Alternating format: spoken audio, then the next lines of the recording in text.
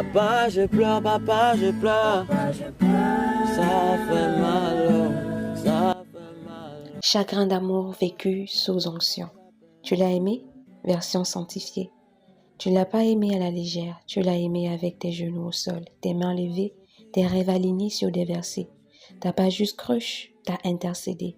T'as jeûné sur son prénom, t'as demandé à Dieu de te le confirmer et t'as cru que le silence de Dieu, c'était un oui secret. T'as fait confiance, t'as donné ton cœur en pensant faire la volonté de Dieu. Mais ce que tu appelais volonté de Dieu, c'était juste une projection bien habillée.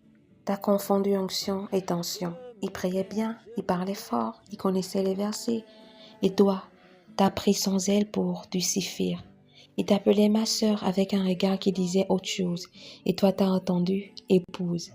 T'as vu de la profondeur là où il y a juste charisme creux. Tu voulais que ce soit lui, alors t'as collé des révélations sur son visage. Mais Dieu ne parle pas à travers l'envie, il parle dans la clarté. Tu as prié, mais tu n'as pas écouté.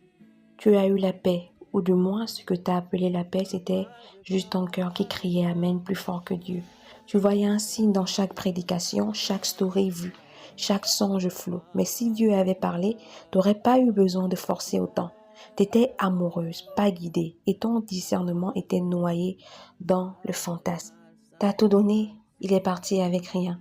Tu as donné ton cœur, tes espoirs, tes prières, ton énergie, et lui, il est parti sans même dire je rends ce que j'ai jamais demandé. Et il est passé à autre chose pendant que toi, tu crevais en silence avec un playlist de louanges et de cernes de guerre.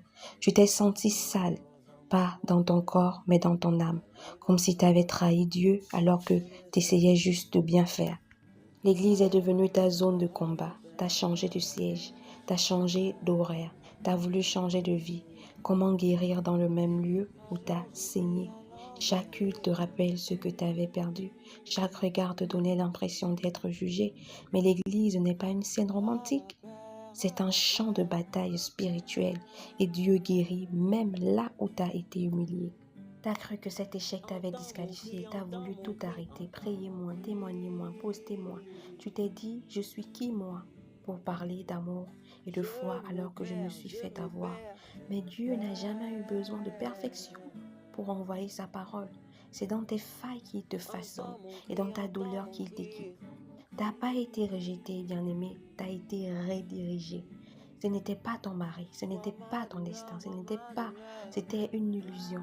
Avec des chaussures propres, ce n'était pas une perte de temps, c'était une leçon grandeur nature. T'as pas été puni, t'as été protégé. Ce que t'appelles relation, Dieu l'a vu comme une distraction et l'a retiré parce que ton appel vaut plus qu'un attachement bancal. Ce n'était pas la fin, c'était le feu avant la gloire. Tu n'étais pas ridicule, tu étais sincère. Et Dieu n'a pas ri de toi, il a pleuré avec toi. Tu vas te relever, pas pour lui, pas pour prouver quoi que ce soit, mais parce que t'es appelé, parce que t'es précieuse, parce que ton histoire n'est pas finie. Tu ne guéris pas par vengeance, tu guéris par grâce. Morale, Dieu ne t'a pas brisé, il t'a libéré. Ce gourmand n'était pas une chute, c'était une délivrance. Pour toutes celles qui guérissent dans le silence, sachez que Dieu n'écrit pas des histoires d'amour au crayon. Il est grave dans la gloire. L'Éternel est proche de ceux qui ont le cœur brisé. Bien-aimé, il sauve ceux dont l'esprit est abattu. Psaume 34, verset 19. Shalom, bien-aimé.